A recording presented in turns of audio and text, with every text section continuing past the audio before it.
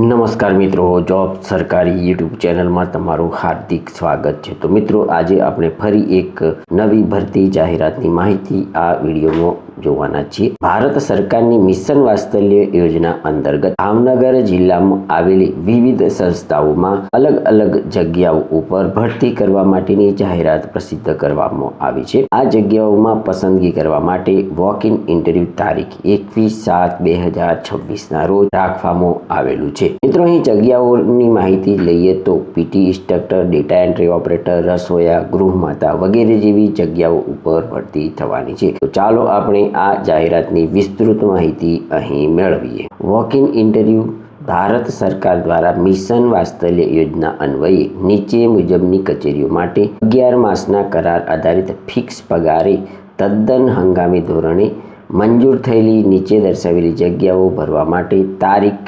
21/7/2026 રોજ રજિસ્ટ્રેશન સમય સવારે 9:30 કલાકથી 11 સુધીમાં જિલ્લા બાળ સુરક્ષા એકમની કચેરી T16 ત્રીજો માળ, બહુમાળી ભવન, ભાવનગર ખાતે સંબંધિત જગ્યાઓ માટે જરૂરી નિયત લાયકાત ધરાવતા ઉમેદવારોએ જરૂરી તમામ શૈક્ષણિક લાયકાત, અનુભવ, જન્મના આધાર પુરાવા, 2 પાસપોર્ટ સાઇઝના ફોટોગ્રાફ, પોતાની લેખિત અરજી સાથે સ્વખર્ચે ઉપસ્થિત રહેવાનું રહેશે। મિત્રો, અહીં જગ્યાનું નામ આપવામાં આવ્યું છે, કુલ કેટલી જગ્યાઓ ઉપર ભરતી થવાની છે, માસિક ફિક્સ પગાર કેટલો મળવાપાત્ર થશે, તેમજ આ જગ્યાની શૈક્ષણિક લાયકાત શું રહેશે, જાહેરાત પ્રસિદ્ધ થયા દિવસે ઉંમર કેટલી હોવી જોઈએ અને પસંદગી પામવા માટેનો અનુભવ અહીં આપવામાં આવ્યો છે। તે આપણે 1 by 1 અહીં જોઈએ। પ્રથમ સંસ્થા છે બાળ કલ્યાણ સમિતિ ભાવનગર ખાતે કુલ 1 જગ્યા ઉપર અહીં ભરતી થવાની છે।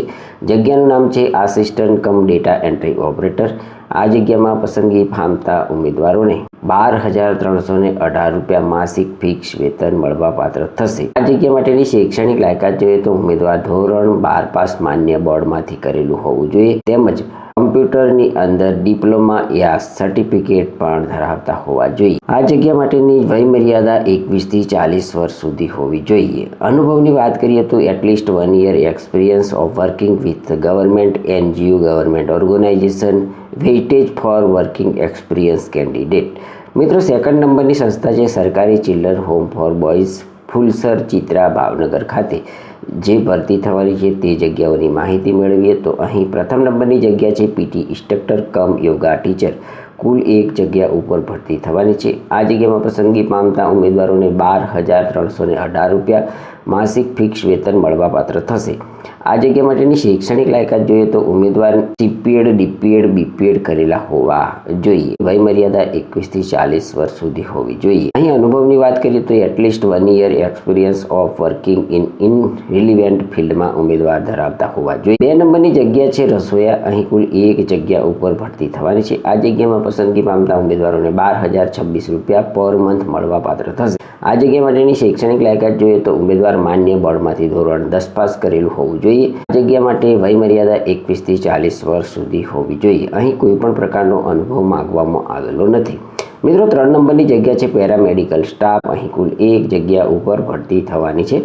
આ જગ્યામાં પસંદગી પામતા ઉમેદવારોને 12,318 રૂપિયા પર મંથ મળવાપાત્ર થશે। આ જગ્યામાં પસંદગી પામવા માટેની શૈક્ષણિક લાયકાત જોઈએ તો ANM, GNM અથવા BSc નર્સિંગ ઉમેદવારે કરેલું હોવું જોઈએ। વયમર્યાદા જોઈએ તો 25 થી 40 વર્ષ સુધી આ જગ્યામાં પસંદગી પામવા માટેની વયમર્યાદા હોવી જોઈએ।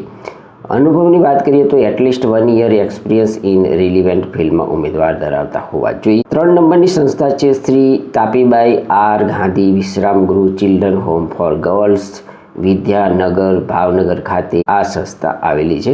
મિત્રો, અહીં જગ્યાની માહિતી મેળવીએ તો પ્રથમ જગ્યા છે PT instructor cum yoga teacher. કુલ 1 જગ્યા ઉપર ભરતી થવાની છે।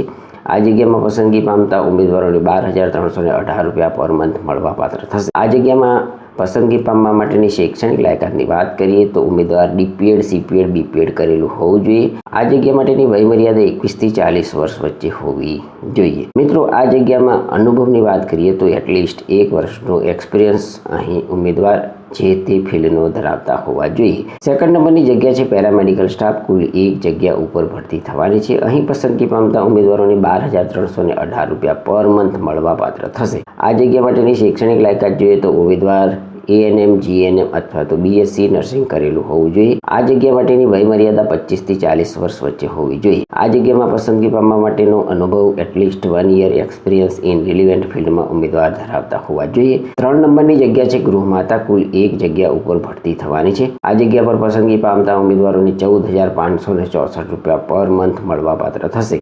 આ જગ્યામાં પસંદગી પામવા માટેની શૈક્ષણિક લાયકાત જોઈએ તો એની ગ્રેજ્યુએટ થયેલા ઉમેદવાર અહીં વોક ઇન ઇન્ટરવ્યૂમાં હાજર રહી શકે છે. મિત્રો, આ જગ્યા માટેની વયમર્યાદા જોઈએ તો ઉમેદવારની વય 25 થી 40 વર્ષ વચ્ચે હોવી જોઈએ. અનુભવની વાત કરીએ તો એટલીસ્ટ 1 વર્ષનો અનુભવ ઉમેદવાર આ ફિલ્ડનો ધરાવતા હોવા જોઈએ.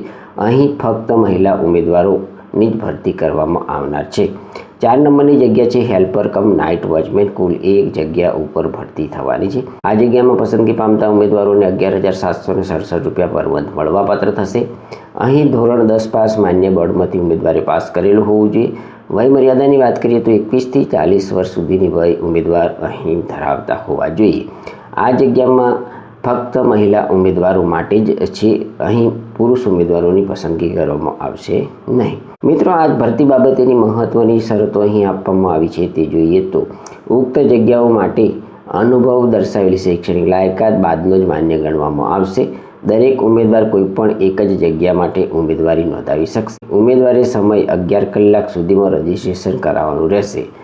સમય મર્યાદા બાદ આવેલ ઉમેદવારોની ઉમેદવારી માન્ય ગણાશે નહીં. ઉંમર જાહેરાતની તારીખે માગ્યા મુજબની હોવી જોઈએ.